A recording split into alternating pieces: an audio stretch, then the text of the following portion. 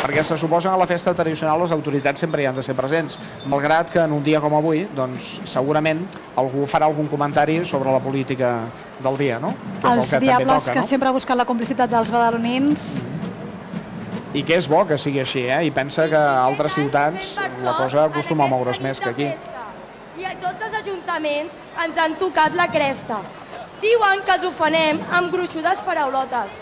No volen sentir la veritat? Pallussos, xorissos, tanoques? Diable soc, diable seré i us asseguro que no callaré! Un versot que ha estat vinculat a la censura. Això de la censura és una cosa lletjota, no? I de fet el que s'hauria de fer és donar una mica més de llibertat d'expressió, no? Dos patucs de podrit i de sofre, per dos en les calderes d'en Pere Botero. Maletes a Suïssa, diner negre, corruptes, se us veu el plomero. Banquers forrats amb diners dels pobres i pobres a presó per robar bolquers. Infantes amb cares de santa i marits fugits com qui no ha fet res. Diable soc, diable seré i els corruptes amb el dimoni cremaré! Cinquè versot? Sí, quan acabin de fer els versots, el que faran serà aquesta última encesa, Sant Estasi farà acte de presència, els acabarà retent a tots, i aleshores vindrà una exhibició molt interessant en la que participarà la Diablessa i Lucifer. De com el mal es transforma. Porta corbata, que no banyes, i tisores en lloc de forca. Nens sense escoles ni mestres. Metges cada cop més estressats. Ben mirat, la tisorada és un dels millors atacs. Diable soc, diable seré, i els de les tisoretes, el que els penja els tallaré. No sé si han acabat, No sé si han acabat, No fa cara, Jo em penso que hi ha alguna acabat. cosa que encara s'estan guardant.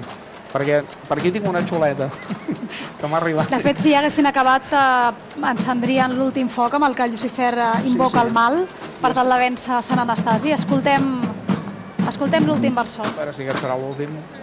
Diuen que els carrers són segurs i estan controlats.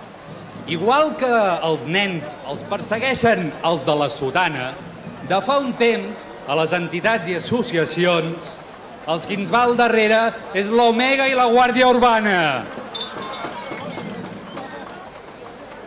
Al jurado sembla que no li va agradar que ens organitzéssim i va enviar els seus nois el dia 15 a la nit a clausurar el concert de la Comissió de Festes. Esperem que avui ens deixin gaudir amb l'Orquestra Mitjanit. Diable soc, diable seré, i a la comissaria amb l'Omega dins els cremaré! És la dimensió crítica de la ciutat. De fet, la ciutat té opinió, la ciutat pensa, la ciutat diu, la ciutat comenta i, per tant, la ciutat ho expressa. I no té per què no deixar de ser així.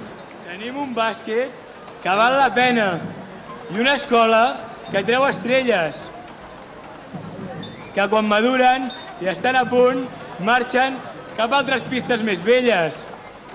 Els borrons de la penya, des de l'infern i en plena bacanal, demanem que es faci una proclama i que es declari la penya patrimoni nacional.